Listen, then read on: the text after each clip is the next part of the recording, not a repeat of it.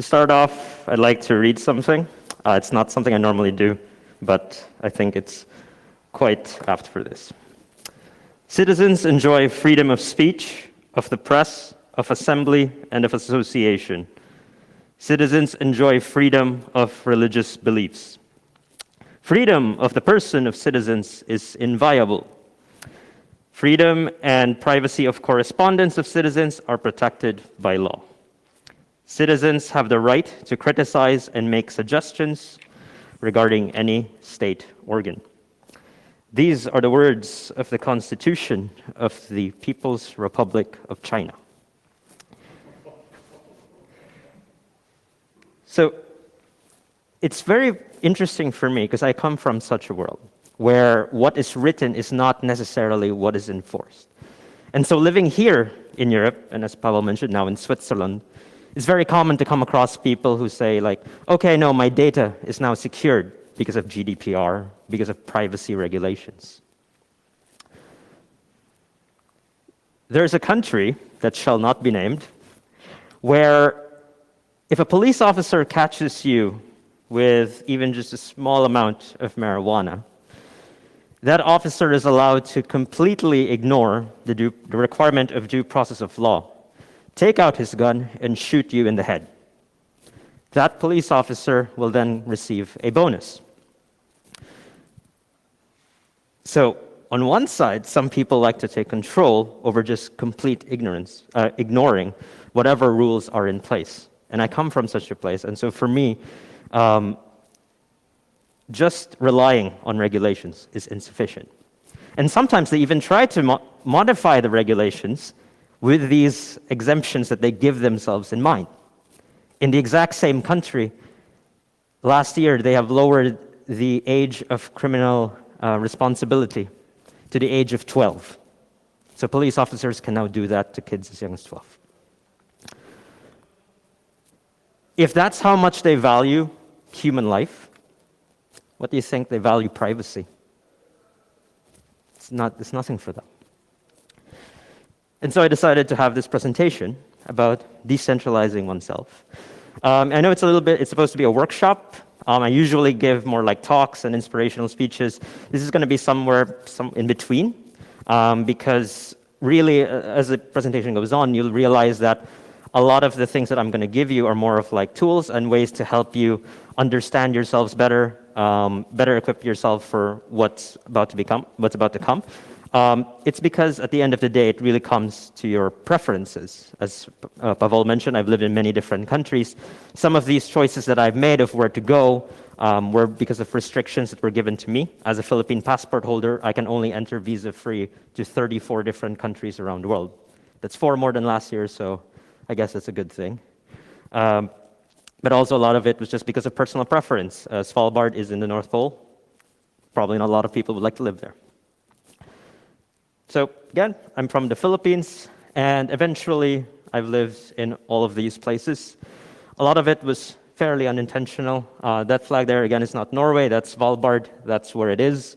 Again, very cold. And something was quite interesting as I lived through all of this, because I didn't intend to decentralize myself, but that's what ended up happening. If you look me up online and really try to find my address, you will probably find about 5 to 6 different official addresses somewhere in these areas. Somehow I've even managed to get a mailing address to be one of the official addresses that I've had. And I realized slowly that a lot of these things that have happened to me unintentionally can be quite beneficial for people that are trying to remain more private, either because of security reasons. You might have somebody trying to come after you, especially in the cryptocurrency space, especially if I've received a number of death threats already because I maybe didn't praise the project well enough, and so the price went down, and they said it's my fault that they lost money and things like that. Or just, wanting to be more secure and wanting that your information out there is not that accurate. So it's what I like to call hiding in plain sight. If you look at my LinkedIn profile, you'll see a crap ton of information. I've put a lot of information there about the courses I've taken, the universities I've went to, even the ones that I didn't finish. And that's intentional, because then when you look at my profile, if you're a government official or somebody who's at the border control. A lot of times I actually cite my LinkedIn profile whenever I try to say like, yes, I'm an okay person. Please let me in your country for 3 days. They can see that everything's there. And probably at some point, they stop looking because they say, okay, everything's here. We can just check it whenever we want to. And if you probably have some information out there that's easily accessible, but ones that you're fine with having out there, you can feel a bit more secure, because if someone would really try to find the truth, they're going to have a very, very hard time doing it. This also applies, of course, to automated searches and things like that. Again, if you look up my name, lots of different addresses, lots of different birthdays as well. It's amazing to me how many people just put their birthday out there. That's one of the key informations to tie back to you for social engineering attacks. So one quick tip, have numerous different birthdays out there. What I like to do, I take my favorite musicians' birthdays and just put it up there and change the year. It works quite well. And so, yeah, decentralization is also a scale. I do not have hundreds of residencies. I do not have more than one passport, but I still consider myself fairly decentralized. A lot of people were talking about, do you feel super at home in Switzerland? It's like, well, yes, but I also travel around a lot. And I think that there's a big misconception also with people says that you must have these different passports, these different residencies, these different businesses, 5 businesses around the world. That's not true. Do it at your own pace and do it what you're comfortable with and find out exactly what you need. And that's what this workshop's going to be about. So one way, as I mentioned, is citizenships and passports. I'm not going to talk about this at all because the minimum price for this is around 125,000 US dollars. And honestly, if you had that kind of money to just spend, you probably are better off hiring a specialist to deal with your personal situation. So I'm not going to talk too much about that. But that is an option, of course. Next is residencies. I will be talking a little bit about that. Pavel was actually one of the key information providers. Other one is business registration, connections, and lastly, knowledge and understanding. For knowledge and understanding, it's not, I would say it's not really the starting step, but it's something that you need to do. It's amazing to me to meet people and say, oh, I want to create a company in Seychelles, without understanding anything about what Seychelles is, where it even is on the map. All they know, it costs a couple hundred, under $1,000 US dollars to set up, and have zero understanding. Let me bring up a case where this kind of really played out in real life. So maybe you want to think, yeah, where should I decentralize myself? This is Hong Kong. This is something that I'm sure everyone here and people watching, where's the camera? Up there, know about what's going on. I wasn't surprised at all. And anyone who properly understood Hong Kong history would have understood that this was not an if, this was a when. In 1842, in the Treaty of Nanking, Hong Kong Island was ceded to the United Kingdom in perpetuity. In 1860, the Kowloon Peninsula and the Stonecutters Island was also ceded in perpetuity. So why did the UK have to hand over Hong Kong? A lot of people talk about the 99-year lease. None of those were 99-year leases. And it's quite complex. I'm not going to go over everything. But basically, the UK tried to negotiate. Thatcher tried to talk to the Chinese government. The Chinese government said, well, we could just invade. And there's nothing really much you could do about it. Of course, there's a lot of other aspects around there where they talked even until the end, where they had an argument about how the flag raising and flag dropping were to go forward. But this answer is simple. Had no choice. And if you think about that deeply, that in the 80s, that a country was just willing to give out something to another country that was saying that, hey, we're just going to invade you if you don't give it to us. This is not that surprising anymore. And yet many businesses said, like, okay, yeah, no, Hong Kong's still a great place. And it was. But all of the really good business people that I know in Hong Kong or set up a business there always had an exit plan. Unfortunately, not everyone. Again, it was those people who did not understand and did not spend their time researching and understanding how the country actually operates that, well, they're entering into some severe issues right now. So what to learn?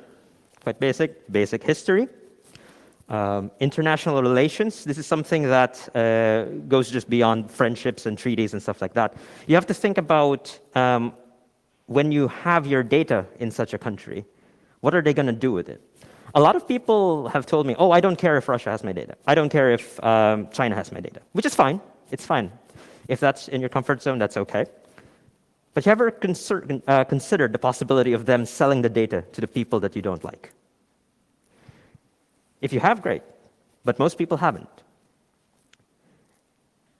If there's something that your enemy wants and your friend has it, don't always trust that your friend isn't going to sell it to your enemy. Of course, depending how close you are to them. Economy, how self-sustaining it is. Whether, for example, if you're considering that as a getaway place as well, how self-reliant is it on its own? And the different cultures. Of course, it's very important to understand this also in the terms of, like, would having an online conversation work as well as in person? I think here in Europe, that's mostly okay to just have a Zoom call or Skype call or whatever. But I'm from in the Philippines, in South America, a lot of these things don't go very well. Some countries, you really need to even have a meal with a person in order for the deal to be finalized. And lastly, politics. I think that's very self-explanatory. So where to learn? Well, there's a lot of really resources out there. The two ones that I can recommend are Geography Now and History Matters. Geography Now, they have videos ranging from 10 minutes to 25. Obviously, the larger countries get a larger amount. History Matters used to be history in 10 minutes or something like that, and so a lot of their videos are 10 minutes or less. Highly recommend them. Actually, a lot of the information about the Hong Kong one I got from a 4-minute video from them a few months ago. I'll have all of my slides available as well, by the way. So travel also, obviously, is a very beneficial thing, actually going there and understanding how things are. Yes, now it's not the best time, but perhaps, hopefully, sometime in the future, you'll be able to do that, because it's a great way to build connections. So in all of these countries, as Pavel mentioned, I've had multiple residencies. There's one country here I don't actually have residency in, and never did. Fiji.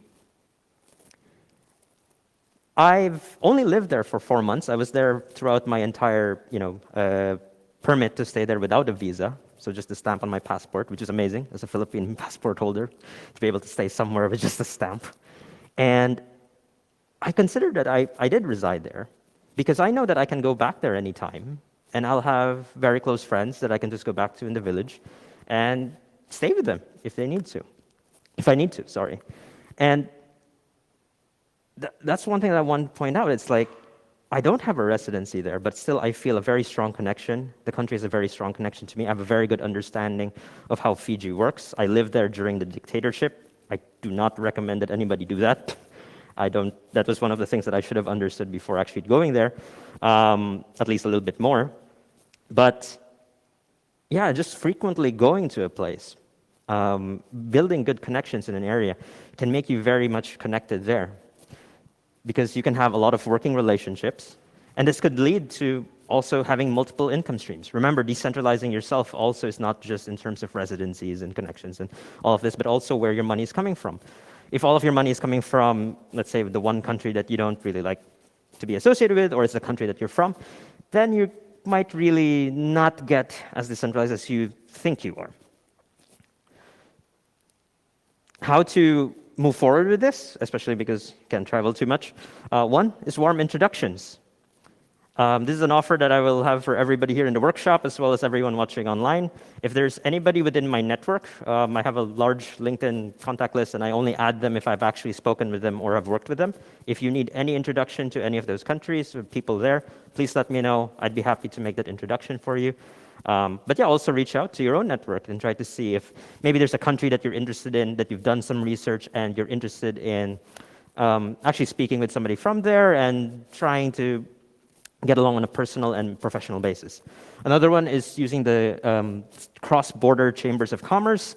I did not think that this existed until this year, actually, until I found out that there's actually even a Swiss-Paraguayan Chamber of Commerce in Paraguay. So it actually helps a lot of people in Switzerland who are interested in doing business in Paraguay, and also just general trade between both countries.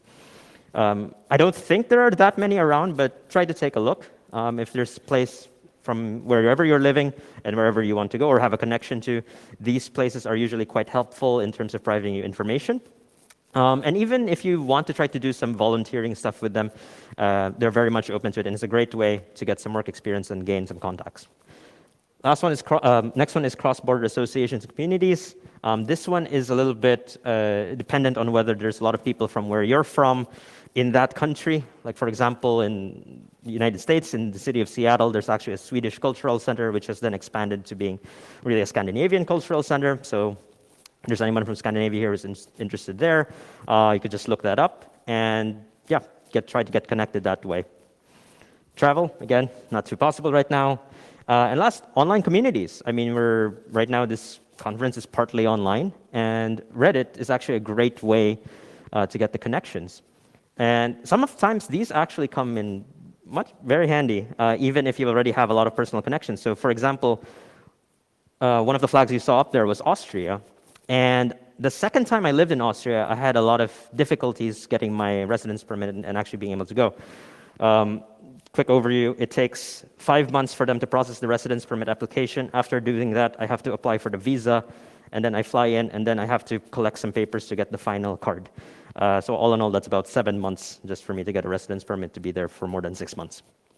And it was taking too long, there were too many problems, and I just started a rant on the Austrian subreddit. And a lawyer reached out to me, and he just said, "I'll help you for free. I feel so bad for your situation." I've never spoken with this guy. He has no idea who I am. I haven't been doing this back then. And he just did that. He went to the immigration office all the time and accompanied me also when I needed to pick up the card. And he just asked me to donate 200 euros to his charity. And so I did. But 200 euros for all of the help he just gave me was tremendous. I mean, I'm not saying that, rely on such people existing and helping you out all the time, but there's actually a significant amount of people who understand the pains of all of this and are willing to lend a helping hand. And that's actually how I'm here today. I wouldn't have been here without the help of many of my friends and just random strangers whom I have no idea what their name is. And it's really, it's up to you how you want to leverage this. A lot of people might feel a bit uncomfortable. They don't want it to go too much beyond friendship. They want to just keep it that way. That's fine. Having friends is a great thing. Sometimes, again, you might consider a place a runaway place. So for me, some places in the Pacific Islands are. In some places, you don't want to have a runaway place, but more just like, I'm interested in doing business here and maybe setting up a business here in the future. Something like that. And that's really up to what you feel like, what you want, and your own personal situations. Which then leads me to business registration. There's a big misconception that you must have a product to sell or you need to have a team, and that's really not required. I mean, in my own company, right now in my consulting company, I'm the only person. And it's been quite helpful just having a corporate entity. I mean, now I live in the country where my corporate entity is set up, but it was very helpful when I was a resident of the Czech Republic and when I was still living in Svalbard, having an entity in Switzerland. And not just because it was in Switzerland, but just having one that wasn't there. And one reason is because you can route your employment through your business entity. And so if you're concerned about certain things like over-taxation, or just things like, maybe something that you don't want to associate yourself with. My consulting company, I've used that to consult for maybe some projects that I didn't want to be associated too strongly because I didn't believe in their product so much. But of course, I was willing to take their money in terms of playing devil's advocate. And for me, when I was reporting it then as a self-employed person, all they could see is invoicing my own company. And it worked quite well. It was also beneficial, maybe not here in the Czech Republic, but if you're living in a country that does not treat cryptocurrency payments very well, and you want to report it for whatever reason, maybe immigration or otherwise, having it through a company that does the conversion for you is a great way to just get money in and have a very simple tax reporting at the end of the year for you personally. So out of 32 countries that I've looked up and tried to gather a lot of data on, these are the 8 that I'm going to go over just a little bit. I should point out that one IBC has been kind enough to spend a lot of hours with me, just trying to go back and forth and answering all of my questions. So I have some affiliation with them. Affinity Group gave me all of the information about the Isle of Man. Also, the logo's missing there, but the digital Isle of Man, they've been very helpful in making sure the information has been correct. I have a good contact also at One IBC and Affinity, and they have both expressed to me that if anybody here has any questions, also online, I can make the introduction, and it's no selling at all. It's just to share information about these countries. I also have the full fact sheets of each of these, and I'm happy to send that over. I'm not having them on the presentation because there's too much information. So the first one I'll go over is Bahamas. Let me just quickly run through this information here. So the total cost includes the filing expenses and the legal expenses. Renewal costs include any of the recurring expenses needed, perhaps office registration and things like that. Local directors, some countries require that somebody is actually there presently, physically, sorry. And that can just be a proxy director, but obviously that's an additional cost. If you have a friend there, then that's great. Annual returns, so that's for the tax reporting. Accounts preparation, it was a bit strange for me when I first found this out a couple of years ago. There are some countries that require you to prepare the accounts, but you don't actually have to send it. I was told that the reason for this is that if ever there is a government-mandated audit, then you must have it ready. But you actually don't need to be proactive in sharing the information. How exactly you keep it, it varies from country to country. Public shareholder records, I'm happy to say all of these are pretty much on the no side. I wouldn't have included it here if it was no. So yeah, that's Bahamas. It's very big on tourism. It's in the Caribbean. Johnny Depp lives there, so it's actually has a Pirate of the Caribbean. Next is Mauritius. This one's a little bit more expensive. It's a very big place for fintech. It's a very multi-ethnic community, so if it's actually a country that you're interested in moving into, this could be something that you could consider. There's a lot of people who have from European descent, a lot of Asian descent, and African descent from here as well. And it's the only place in the world where the dodo bird was the native animal.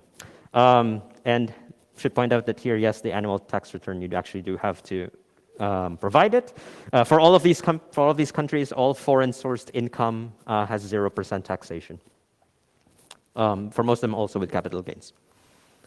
So the Nevis, a lot of people like to think of St. Kitts and the Nevis as one country, but it's actually a federation. St. Kitts and Nevis is also a good place to have it, but I decided to pick Nevis because the costs were significantly lower. As you can see, there's just 1,500 and 1,400 for yearly renewals. Oh, by the way, quick disclaimer on the costs.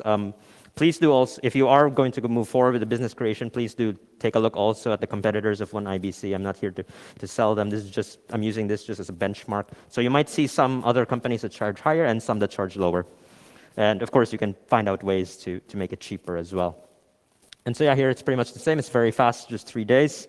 If you like mangoes, they have 50 different varieties of mangoes, but none of them as good as the mango from my hometown of Cebu. The Cayman Islands, of course, that's a very common choice, but as you can see, it's very expensive just because of the sheer demand of companies people who are looking to set up companies there. Also, is still fairly fast, and annual return is a yes. Also, interestingly, yeah, the cost difference is not so much different. I've seen some companies actually ask for $6,000 for this as well, but those seem to be for more specialist stuff. Yeah, that's also another thing I should point out. If you're doing something that might require additional licenses, these costs probably throw them out the window if you need more licenses. I'm just using this for more standard cases. Panama is another one that's quite interesting. I'll be talking a little bit more about this with the residency part, but these are the costs through One IBC. Again, mostly no's, which is great. Seychelles, what is it? There. So one of the most popular ones, and interestingly, there's a current case with this company called BitMEX. So if you're in a cryptocurrency trading place, you probably know what that is, but if you're not, it's an exchange that allows you to go up to 100x in leverage. So almost like a casino, really. And I recommend that you follow that case if you're interested in setting up a company in Seychelles, because it sets up a precedent in terms of how people get sued if their Seychelles company operates in a way that their hometown country does not like. Actually, Seychelles has a very positive banking stance now. I was very surprised to see that this year.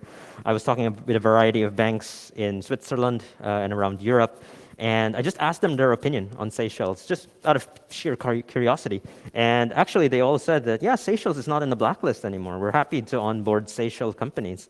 Actually, they considered Maltese companies a little bit more on the blacklist rather than Seychelles companies. So they've done a lot on that end, and it's still fairly cheap. Everything is just on a no here.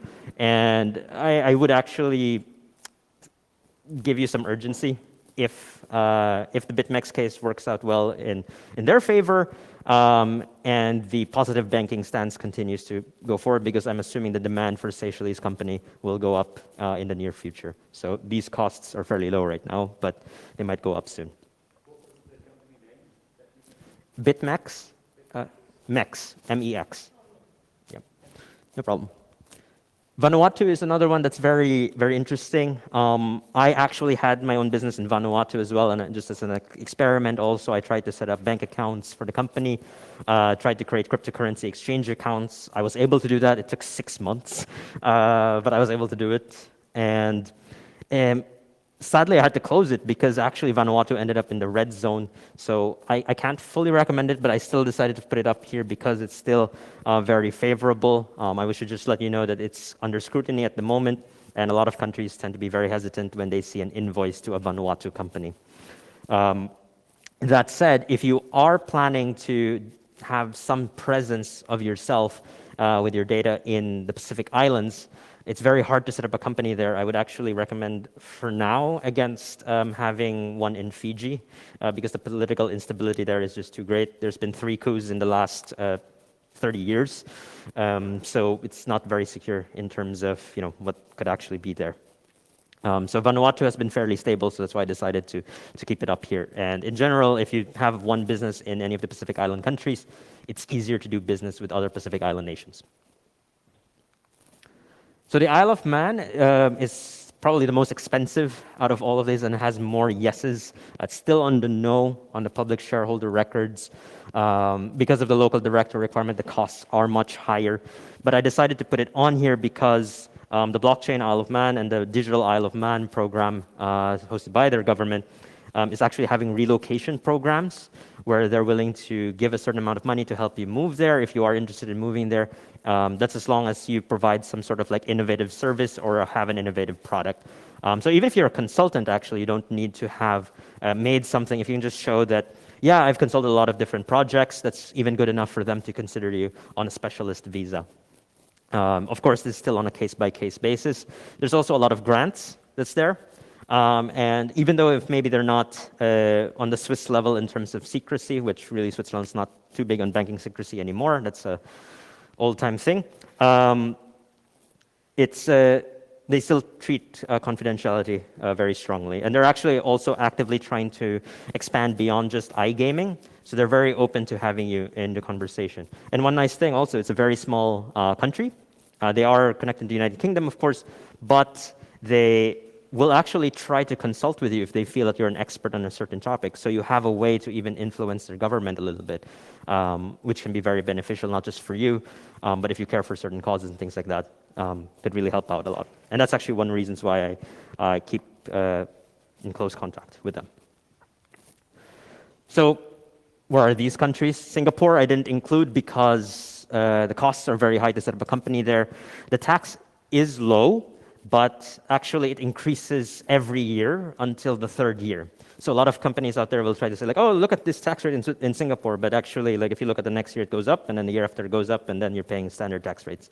Probably still lower than many places in Europe, but not as low as many people think when they get into it, and they've already sunk so much money in, they just keep it there. Not all the time, but sometimes.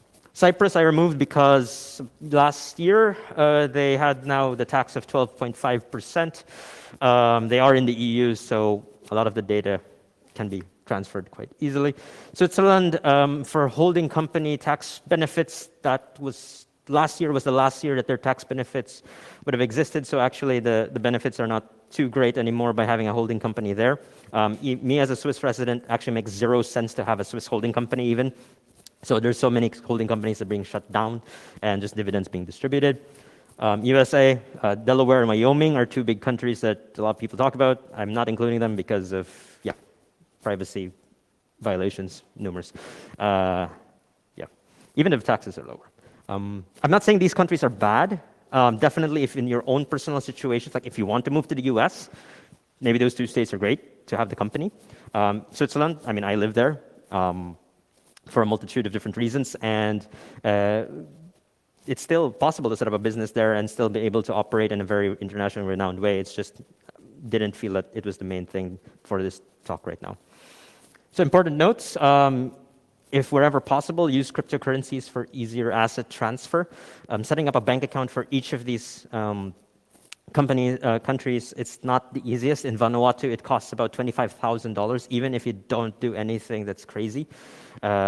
Seychelles is also somewhere between 10 and 20,000, depending on your relationship with the bank, and in all of the other places, because you're not going to be there physically, it might be expensive to have to hire a lawyer to sign on your behalf all the time. One IBC also provides that service, but even they say like, it's quite expensive, and so they warn people in advance about it.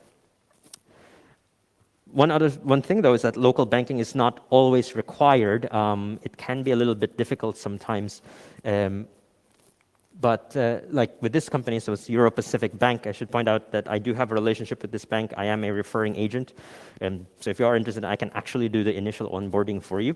But as you can see, the cost structure here is very low.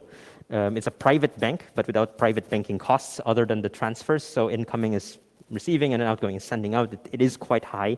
So I wouldn't use this if you are doing many different transactions with your company. But if you do need a bank, this one is quite good. But if you are using cryptocurrencies, you cannot use this bank. I have tried to talk to them to become more crypto friendly, and they've actually been fairly positive about cryptocurrencies, or at least neutral about it. But they have mentioned to me that a lot of their intermediary banks have not approved certain transactions from exchanges and things like that, even if you have all of your papers. So it's one or the other. Try to pay a little tax if you can. I know that with zero tax is great because you don't have to pay almost anything, but just from my experience with setting up companies with zero tax and then trying to get them onto like exchanges and things like that, one of the requirements is to submit perhaps some documents with regards to tax returns. And if you say, I don't have anything, well, they'll ask you to justify it, and then it goes to this whole subjective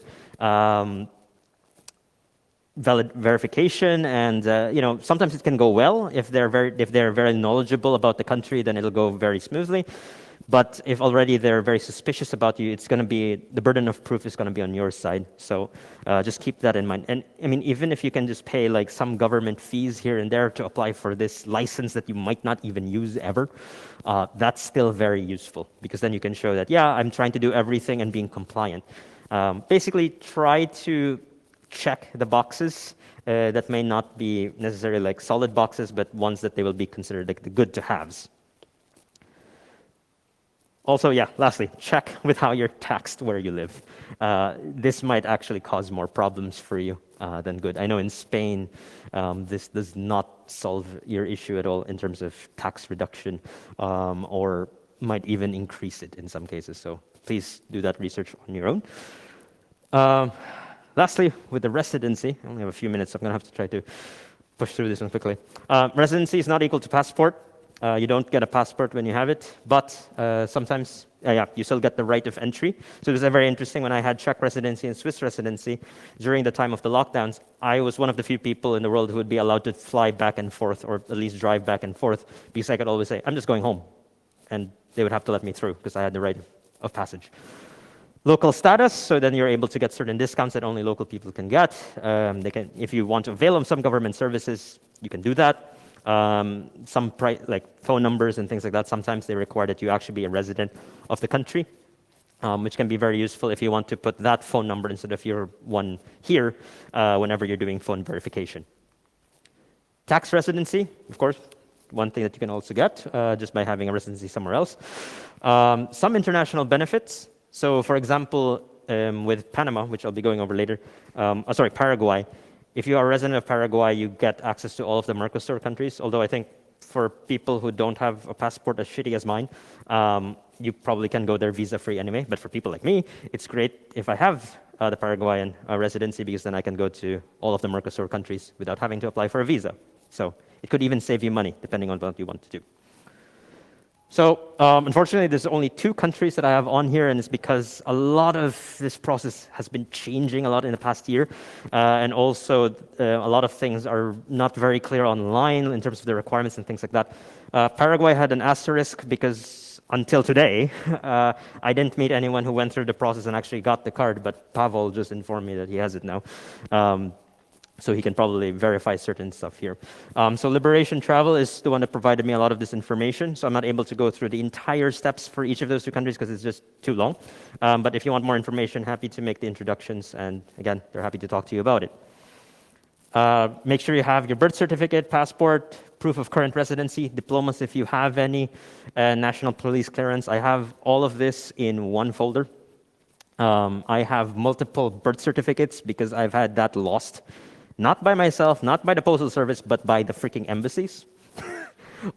They can lose documents, so have copies wherever possible. And check if your country or the countries that have issued those documents are part of the Hague Convention.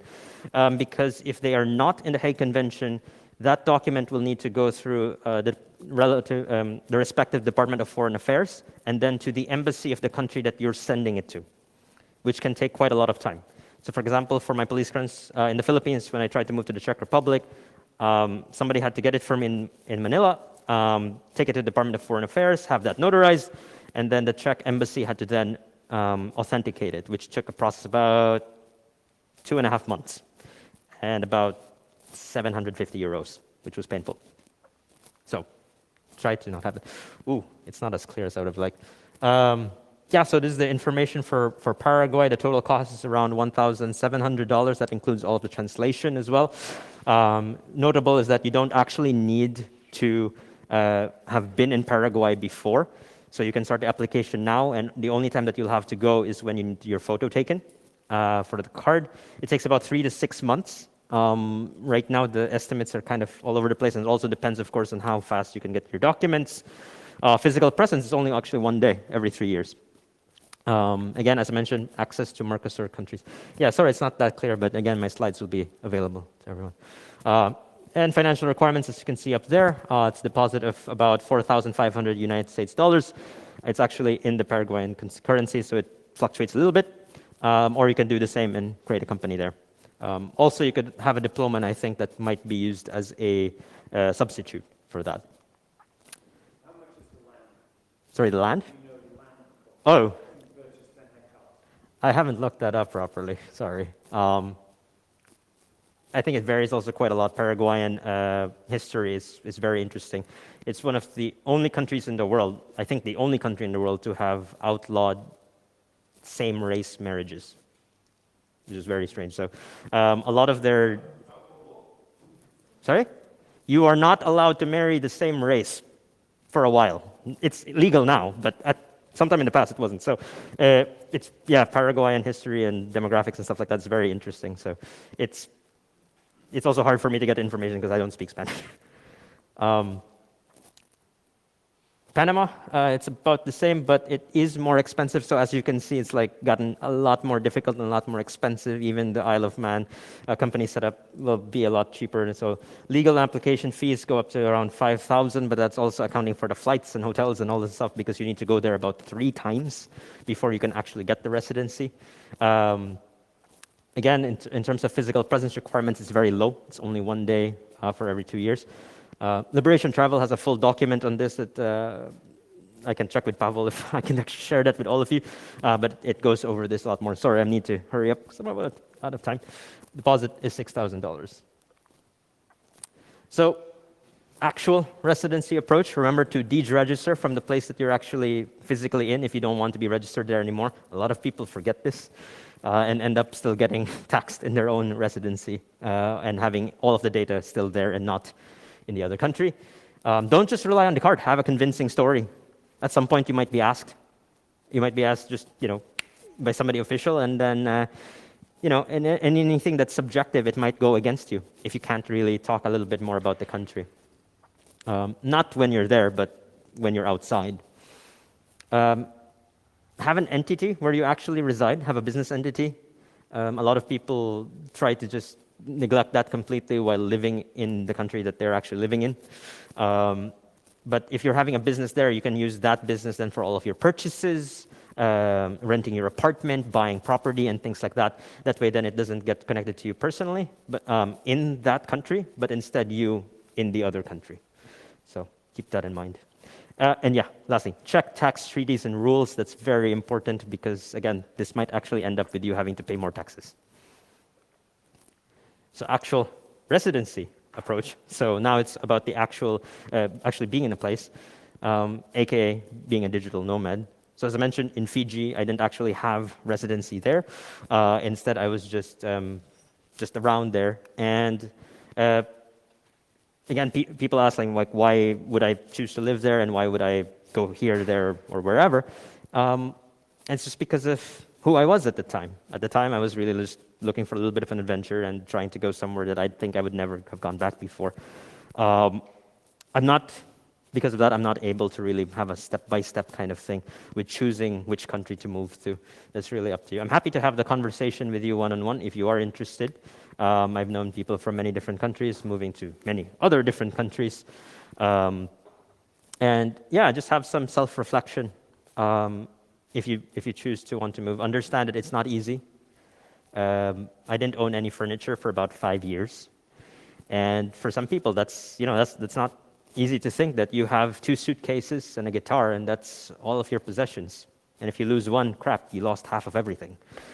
And having to get rid of stuff is also a very painful process, saying goodbye to friends if you're not going to see them again, if you don't travel as much. I'm lucky that I get to travel a lot, so I don't usually have that issue. So yeah, last notes, Nomad Capitalist is a good resource. Sorry, I have to go fast.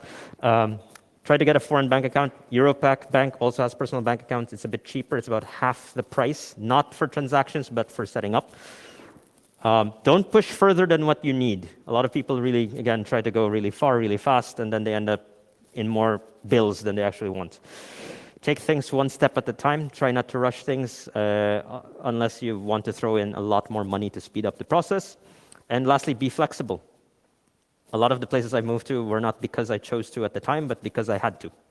And it's that flexibility that really was able to make me calm. Like people ask me, how the hell did you survive that endeavor, just having to lose everything and starting all over? Well, I learned to be flexible from a long time ago.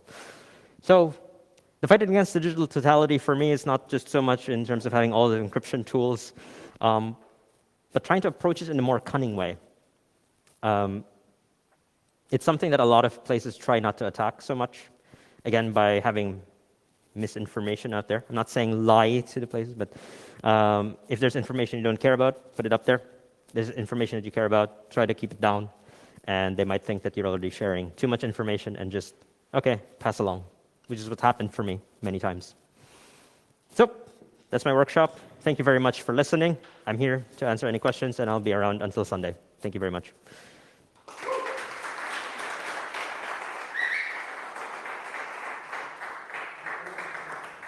Thanks a lot, TRAVIN, for your fascinating presentation.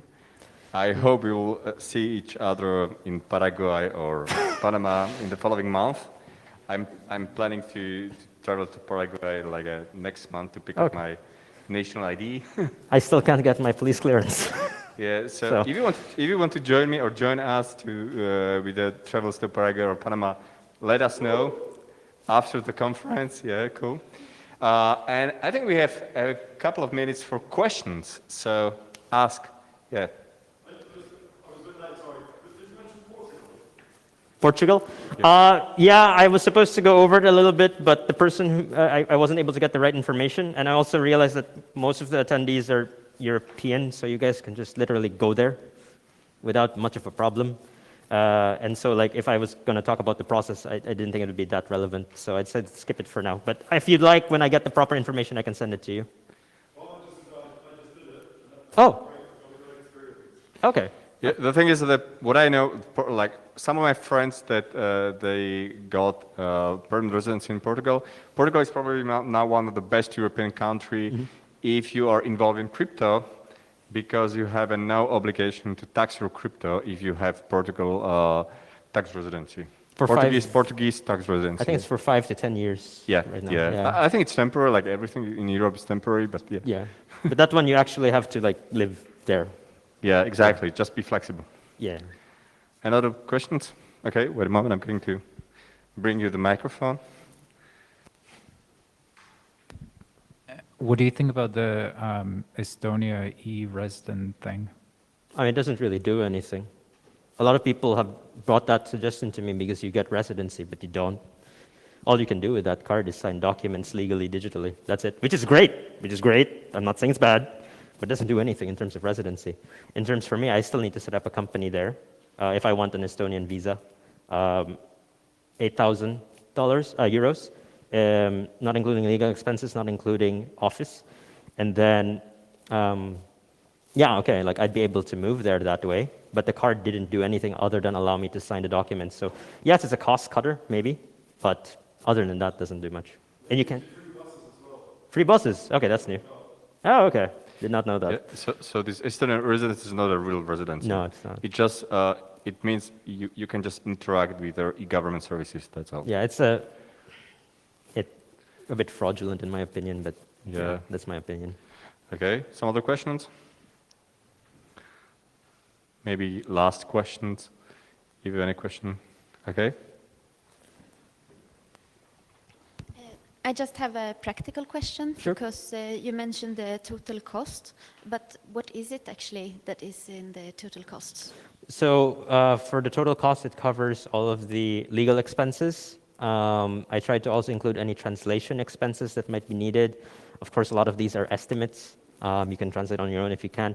All of the government filing fees, all of the fees all the way from the filing all the way to the processing and everything like that. So I tried to include as much as possible in there so there were no hidden fees, but I haven't gone through the process for all of these countries, so I can't really like attest to them. But at least with the ones from one IBC, they've been very upfront with me about it. There are perhaps some additional costs if you do something unique. And those ones I didn't include because I wanted this just for the standard, like as a consultant kind of company.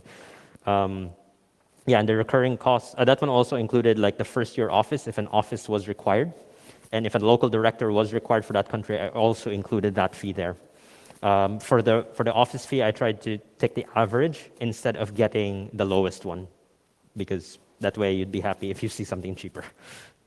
The recurring costs included accountant to do all of the accounting, reporting, whether or not it's sent, the office registration, and any other fees in order to keep it up. Also local director yearly fee and things like that. Yeah.